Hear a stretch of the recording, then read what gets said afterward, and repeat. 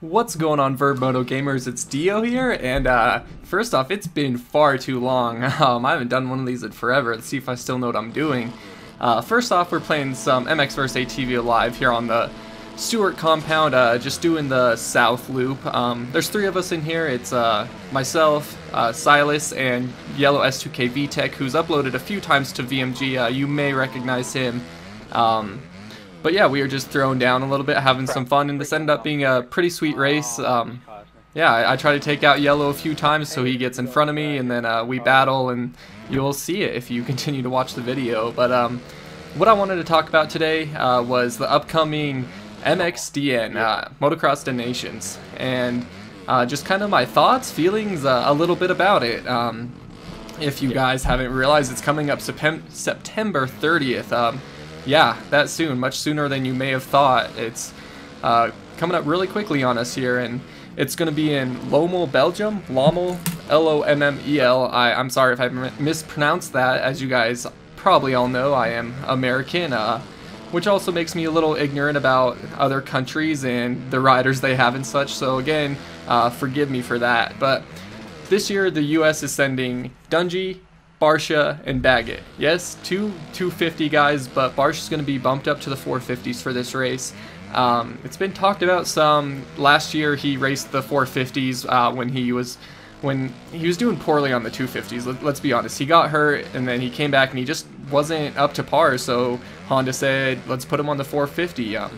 Looking back in hindsight, it's probably like, yeah, Honda knew they were going to sign him to be their factory Honda rider for 2013, so they wanted him to get some experience, even though it's a whole new bike, besides the point.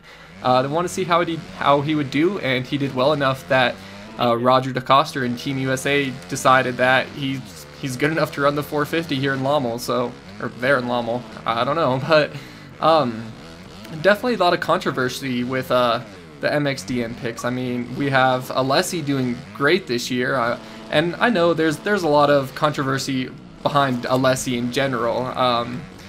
I used to not be a fan of him since the whole Tedesco incident, but I've really gained a lot of respect for him, and you have to admit, not compared to Dungey. Dungey's ridiculous this year, but compared to everyone else, Alessi has quite a handle on things. He's been doing really well, so I mean, he is our second best 450 rider right now. The points show it, most of the results show it, and it just seems kind of strange that we're not sending him, but at the same time, he's on a privateer team with Moto Concepts. I had to interject here real quick. Over the catapult there, I have to give Sweendoggy a little shout out. Dualies! Yeah, I'm sorry about that, but that's how he calls the MX simulator races, and I just had to throw that in there. But Moto Concepts might just not have the financial backing needed. It is an expensive trip to send riders and bikes and mechanics and family and just everything involved with a race to another country. So maybe that's why. And then the second point, I only have a lap to get this in. A lot of people thought maybe they should wait until after Southwick. That's our sandiest race here in the United States, or at least the sandiest pro race. And a lot of people thought maybe whoever performed best there should get the ticket to go. And Tomac, first moto, killed it. Sadly, I did not get to see second moto. Some confusion with the times and work and school, and just got lost, and I didn't get to see it sadly yet. But from what I heard, Tomac absolutely destroyed it. And yeah, I know Baggett won the overall, but Tomac also had a crash, and that was a stupid taunt. That's why you shouldn't taunt, but that's okay.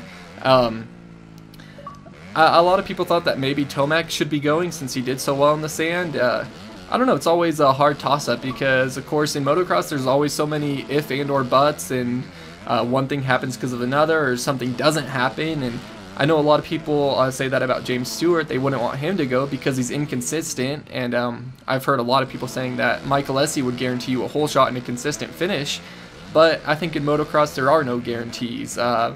I mean, look at Dungey, not this season, he's been great this season. I mean, yeah, he lost some to Stewart, and he lost the one to Rattray with a crash, I've heard, and he lost to Alessi, but that was also with a crash again.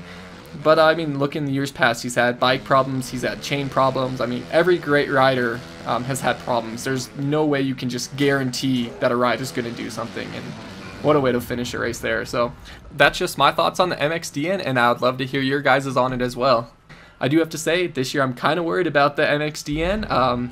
Not sure if the US is going to be able to take home that Chamberlain trophy, so time will tell, but I can't wait to see it. And hope you guys enjoyed this. Thank you so much for watching and subscribing to VMG.